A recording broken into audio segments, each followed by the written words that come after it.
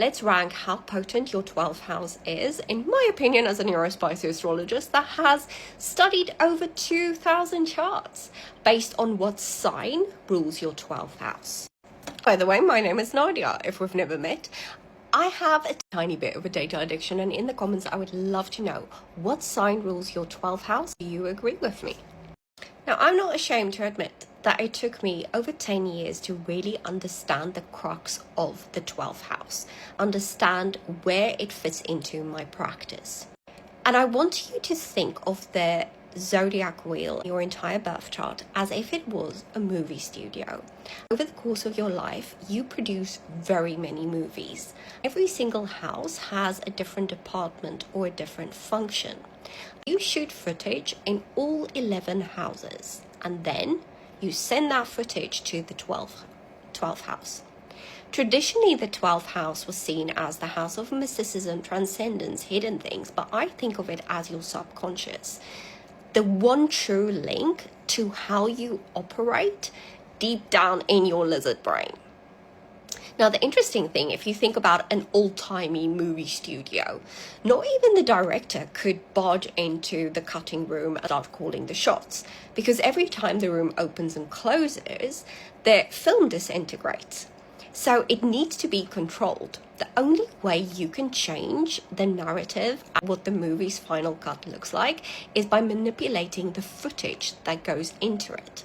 But the sign that rules your 12th house has a certain type of flavor to your cutting room. Some are easier to hack and access than others. I will also say that having a 12th house stellium can be really, really tricky. So if it feels like it's the one part of your chart that's never made sense, maybe thinking of it in this way will help a little bit. So coming up in 12th place, this is the easiest one I can think of. Sagittarius is ruled by Jupiter, and Sagittarius holds this major abundance and luck factor. And I think that anywhere that Sagittarius falls in your chart, it kind of works out in the end. And I would not have minded to have a Sagittarius 12th house. In 11th place is Libra. It's not easy in the sense of Libras are pushovers or they can't make up their minds. It's easy in the fact that it's balanced. It's easier to hack that balance and really tap into it than more of the other signs that can hold a little bit more complexity and scariness. In 10th place is Capricorn. The reason it is at 10th place is not that Capricorn is easy. The reason it is at the 10th place is when Capricorn understands the assignment, chef's kiss, it excels. So it's an easier one to master as soon as you give it a job. In 9th place is Aries. It is also a fire sign, so there is a little bit of fieriness to it, which I think is a good thing to have in your subconscious because it doesn't lack action and it doesn't kind of freeze. However, it is unpredictable because it's ruled by Mars. In 8th place is Cancer. If you nurture your subconscious, oh my goodness, you can create the life of your dreams, but also the life of your nightmares if you don't know how to work with it.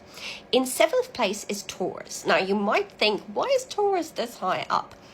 Taurus holds, it's in the Scorpio-Taurus axis. Taurus holds a certain type of possessive need for control, a need to stay in control. And it can be really difficult to hack that. Yes, it is grounded. Yes, it is easier to work with than other signs, but that possessive need to control is tricky when you're accessing your subconscious. In 6th place is Aquarius because it's just weird and unpredictable. I'm sorry, Aquariuses. We are weird and unpredictable creatures, so that's why it's slap bang in the middle because it can be easy, it can also be hard. It depends on the placements and especially where your Saturn is. In 5th place is Gemini. The reason Gemini is this high, yes, it is duality. It has some type of mutable, figure it out, it ends fine in the end. But I found that with quite a lot of clients that have stelliums and prominent energy in the 12th house in Gemini have some difficulty around gender, around sexuality, what they identify as, and this is an anomaly that has popped up many times over many charts. It's not to say that you are going to have these issues, but it's more common. The other way it's also more common is Gemini is the sign that I usually assign to anything neurospicy or neurodivergent. It can be really difficult if a untrained, unhacked neurodivergent part of you is literally running the subconscious. In fourth place is Leo. Leo likes the spotlight. No, Leo doesn't like the spotlight. The spotlight likes Leo, and Leo sometimes fall in love with the spotlight as well. And having it in the most hidden room is really tricky to work with, because you have that Leo spotlight, the sun follows you wherever you go energy, but it's in a part of you that is very hidden. In third place is Scorpio, just because it takes a lot of practice to master a 12th house Scorpio. It is one of the most powerful placements that I can think of, especially if you have either your nodes in there, or you have a stellium in there, or you have your chart ruler in there, but it is not an easy one to master. In second place is Virgo. Virgo likes detail and Virgo likes control. Virgo likes to overthink. It's very difficult to hack something that is prone to overthinking that you can't access. There's ways to work with it, but it is tricky. And in first place is Pisces. Now, I don't think a Pisces 12th house is the most difficult placement ever. I do think it is the most delusional placement ever. Wherever Pisces falls in your chart, there is a real tendency for a little bit of deluded behavior. This can go one of two ways. It can work in your favor, and your subconscious kind of just like, it works out. It's fine. It's there in the end.